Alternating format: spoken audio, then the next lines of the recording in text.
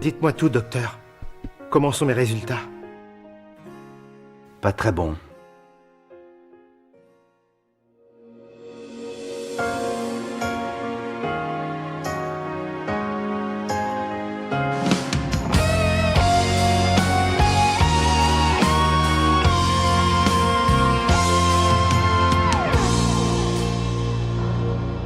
On ne connaissait pas le sens de la vie,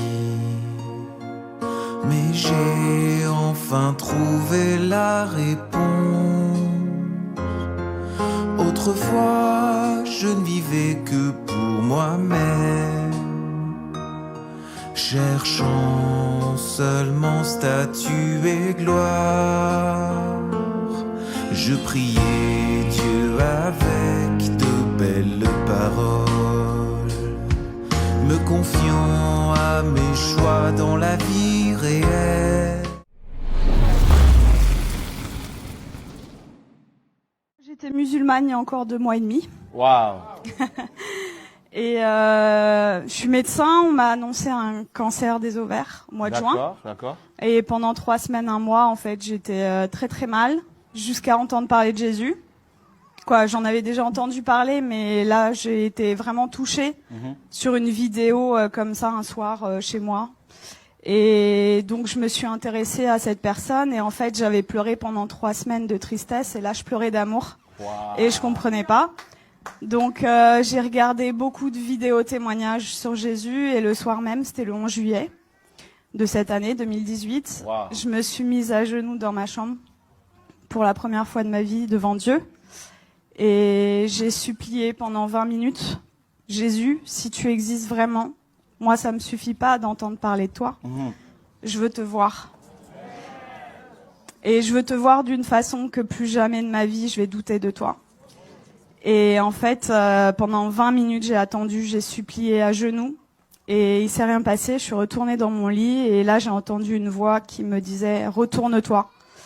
Et j'ai fait ma rebelle. J'ai dit mais il y a rien, il y a un mur blanc derrière moi. Et j'ai entendu une deuxième fois retourne-toi de façon très forte. Et là je me suis retournée et en fait au-dessus de mon lit, j'ai fait plusieurs pas de recul parce qu'il y avait la tête de Jésus en fait. Wow. Et énorme. Et en fait dans ses yeux, nos yeux sont pas, ses yeux sont pas comme les nôtres en fait. Il y a pas un cercle quoi. Il y a tous les univers dans ses yeux et en fait, il m'a regardé, il m'a transpercé le cœur et en fait là, j'ai une urgence intérieure Wow. qui pour une musulmane est incompréhensible, c'est-à-dire que c'est pas venu de mon mental, je devais me faire baptiser le plus vite possible. Oh, wow. Donc le lendemain, j'ai cherché partout où me faire baptiser. J'ai regardé des églises sur internet, j'étais devant des églises, j'étais là postée, c'était le 12 juillet et ça parlait pas à mon cœur, je disais non. Non, non, les catholiques, les protestants, non, non, non. Et à la fin de la journée, j'ai dit à Jésus, tu m'as donné cette envie-là, donc guide-moi. Et donc, il m'a guidée en fait vers des personnes qui font des baptêmes dans des lacs, des piscines, des trucs. Et donc, j'ai été baptisée le 13 juillet 2018. Et là, j'ai vraiment vu, parce que en fait, je suis médecin psychiatre, addictologue, et je croyais pas trop aux esprits, tout ça. Et là, j'ai vu des esprits sortir de moi, etc. Wow. Donc, j'ai dit...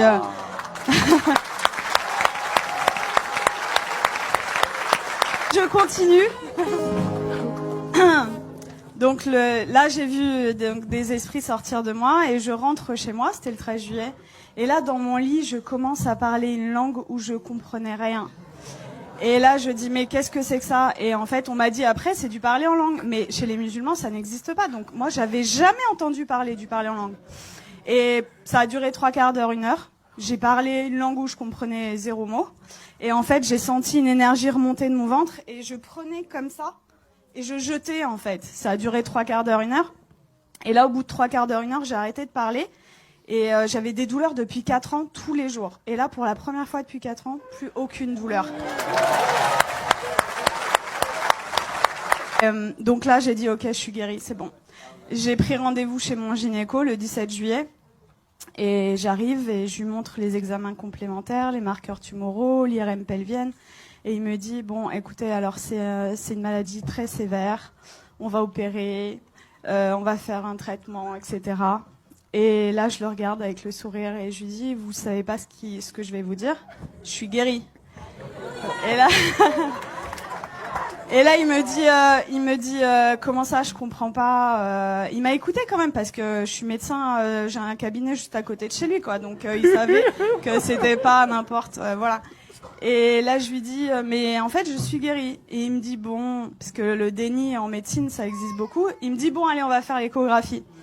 Et en fait, là, il me fait l'échographie et il était bouche bée. Donc, en fait, il passe sur l'ovaire gauche. Là, il me dit au ralenti, ovaire gauche normal. Et après, il passe sur l'ovaire droit et il me dit, ah, il y a 2 images. Je dis, ouais. Et il me dit, ah, mais attendez, c'est des follicules de maturation. Donc, en fait, les follicules de maturation, c'est ce qui donne les ovules. Et moi, je n'en avais plus. Donc, en fait, là, mes ovaires étaient morts et ils sont revenus à la vie. Oh. Et là, il retire la sonde et il me dit, vous vous rhabillez, vous allez m'expliquer ce qui s'est passé. Et du coup, je lui raconte en gros que j'ai rencontré Jésus 6 jours avant, qu'il m'a guéri et tout. Et il me dit, bon, écoutez-moi bien. Moi, je crois en Dieu, donc je pense que c'est possible. Je suis juive, donc je pense que c'est possible. Mais vous êtes médecin, attention, gardez ça pour vous. Et là, je lui ai dit, j'ai rigolé. Je lui ai dit, c'est impossible. Je lui ai dit, je veux que le monde entier sache que Jésus est vivant. Et il m'a dit, bon, ok, et il m'a fait mon compte rendu d'échographie, qui était normal, c'était un plaisir pur, et il me le rend, et là il me dit, est-ce que je peux vous faire la bise, au lieu de me serrer la main? Je dis, bien sûr, et il me prend le visage, et il me dit, que Dieu vous garde. Et en fait, ce que je raconte partout autour de moi, c'est, tout à l'heure le frère disait que vous aviez vécu au Cameroun l'acte des apôtres, en fait c'est ce que je vis tous les jours, quoi. Et c'est-à-dire que je travaillais que en cabinet, le Seigneur m'a amené à travailler à l'hôpital, aux urgences, et en fait je vois des cas psychiatriques sévères, et ma première garde après mon baptême, les infirmiers, le geste qu'ils ont fait le plus dans la nuit, c'était ça. Ils y croyaient pas, en fait. Il y avait que des miracles toute la nuit. Ils ont pas compris. En fait, partout où je vais, partout où le Seigneur donc est avec moi, il se passe des miracles, et c'est ce que je dis, en fait. Moi, ça fait que 2 mois et demi que je suis chrétienne, et je vois les frères et sœurs, ils osent pas parler de Jésus, ils ont limite honte de lui. Je dis, mais oh! Moi, je vais au salon de coiffure, il y a des coiffeuses qui sont guéries. Je vais à la boulangerie, J'aime beaucoup cette expression. En fait, je dis que le Seigneur, c'est l'antidote à tout. Et le monde entier a le poison. C'est-à-dire qu'ils connaissent pas Jésus. Moi, j'ai 33 ans, j'ai attendu 33 ans pour qu'on me parle de Jésus. Mais attendez, mais moi, j'aurais voulu que quelqu'un vienne me parler de Jésus.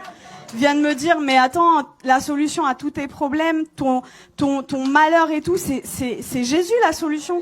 Mais personne autour de moi. J'avais aucun chrétien autour de moi. Donc, dans ma famille, ils sont tous musulmans et quelques personnes athées. Et en fait, ils comprennent pas du tout ce qui se passe. Mais juste, je voulais vous dire que je vis des miracles tous les jours. Tous les jours, c'est des prodiges de Dieu.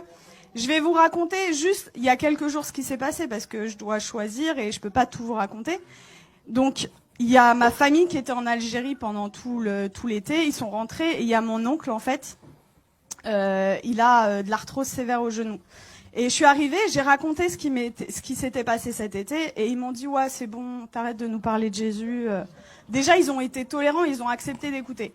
Et là, je vois, en fait, mon oncle, il boite, il a de l'arthrose. Et là, je lui dis, tonton, est-ce que je peux prier pour toi? Il me dit non. Et ma tante, elle lui dit, bah, pourquoi? Qu'est-ce que t'as à perdre? On va voir si ce qu'elle dit est vrai. Je dis, ok. Et là, le Seigneur m'a donné le verset, vous savez, où il ressuscite une femme et il fait sortir tout le monde, en fait. Donc, en fait, j'ai pris mon oncle, je l'ai sorti du salon, et j'ai prié pour lui, et en fait, je lui dis, t'as mal à combien? Il me dit, à 7/10. Il boitait. Et donc je prie le Seigneur, et le Seigneur le guérit. Il me dit, mais j'ai plus mal du tout. Et là, il commence à courir dans toute la maison.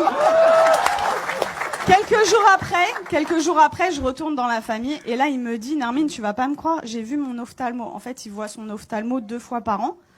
et pour son glaucome. Donc le glaucome, c'est une maladie chronique, c'est à vie, c'est comme le diabète. Et il me dit, l'ophtalmo, il a pas compris, j'ai plus de glaucome.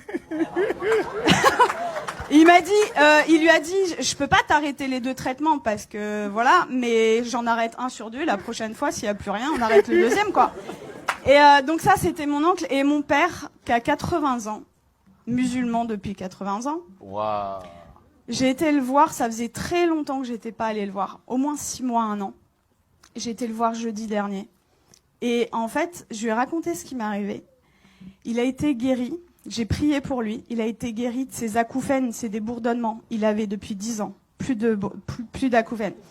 Il avait mal au dos, il pouvait pas sortir sans ceinture. Plus de ceinture. Je l'ai sorti sans ceinture. Il voyait double, il avait une diplopie. Il voyait double quand il mettait pas ses lunettes. Plus de diplopie. Et là, au bout de 2 heures, il me dit, c'est bon, je me donne à lui. Le lendemain, donc c'était vendredi,